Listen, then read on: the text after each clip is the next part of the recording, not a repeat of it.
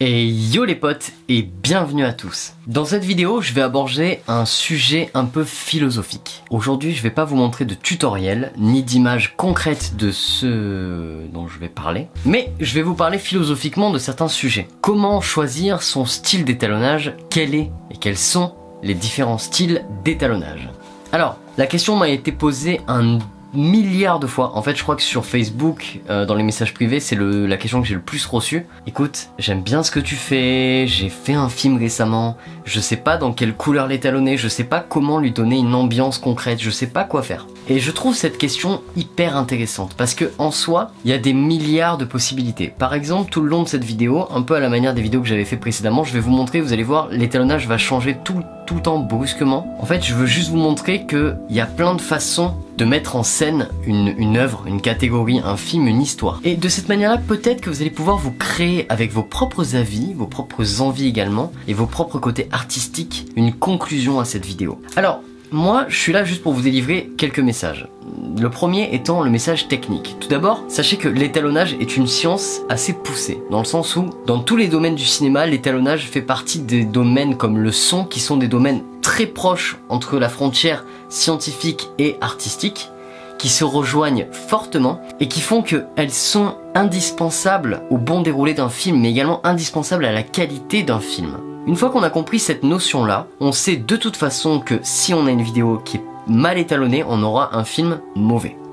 Entre guillemets. Entre guillemets, pourquoi? Parce que, en soi, c'est pas l'étalonnage qui va faire de votre film un chef-d'œuvre, non. Mais c'est ce qui va le sublimer. Et parfois, les couleurs parlent beaucoup plus que les mots. Pourquoi? Parce qu'au final, à la base, il faut revenir au sens même de ce qu'on voit. Quand un spectateur est pris par un film, il est pris par ce qui l'entoure, non pas par le film. L'impression consciente vous dit que vous êtes pris par ce que vous voyez, mais l'impression inconsciente, elle, vous explique, entre guillemets, les émotions qu'il y a derrière et que vous ne voyez pas. Et ça, c'est quoi? C'est l'étalonnage, c'est l'ambiance sonore, c'est la musique. En fait, c'est tout le fond, le background, ok? Vous connaissez tous ce concept-là, on en parle bien souvent dans les cinémas technica. Alors moi, je suis arrivé à une conclusion. Par rapport à toutes les questions qu'on me pose sur quel est le style à adopter, comment faire un bel ou bon étalonnage, je n'ai pas de réponse pour vous. Par contre, j'ai des orientations. Parce que, vous savez, tout est subjectif dans le cinéma, c'est un art. L'art est une forme d'objet, de cinéma, Bon, bref, l'art est une forme de quelque chose qui permet de véhiculer un message, littéralement. Pour véhiculer un message, parfois l'étalonnage peut servir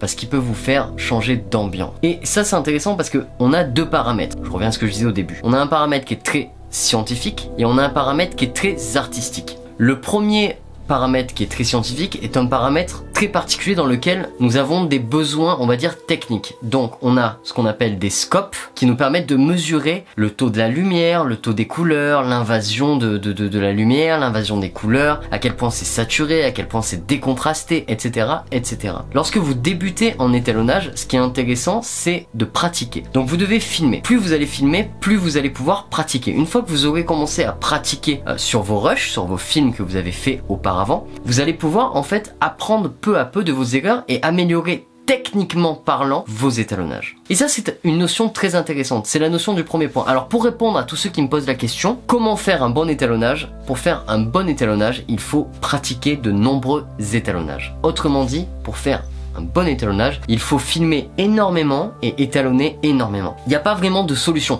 Vous pouvez regarder tous les tutoriels du monde, à commencer par les miens, qui sont très orientés dans l'étalonnage, on va dire. Je vais vous donner des solutions, mais c'est pas des clés. Les clés en soi, c'est vous qui les possédez. Pour utiliser ces clés et ces solutions, il faut les pratiquer.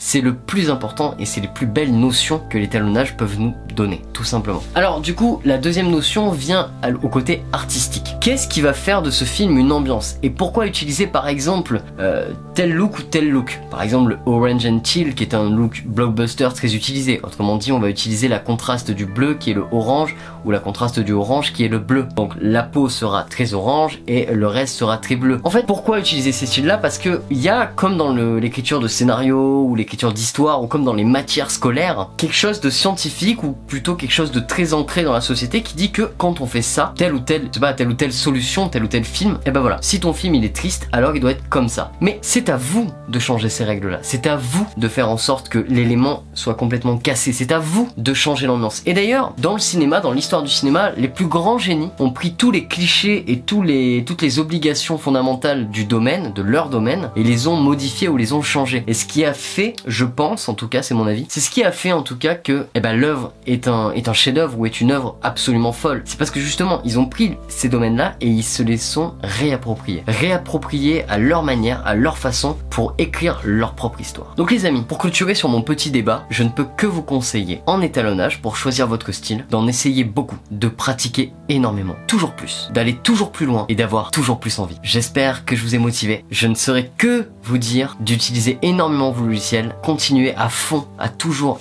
étalonner, monter, créer des scénarios, faire des films, filmer et surtout vous amuser. Car n'oubliez pas, ce qui rend votre œuvre vraiment magnifique, c'est votre passion à vous. C'est ce qu'elle véhicule. C'est la naissance même de l'art. C'est le message que vous véhiculez. Et ça, c'est très important. Alors sur ce, je vous souhaite une très bonne journée. Je vous dis à demain pour une vidéo peut-être plus technique. N'hésitez pas à liker, commenter, partager et vous abonner. Et on se retrouve demain. Ciao, bam!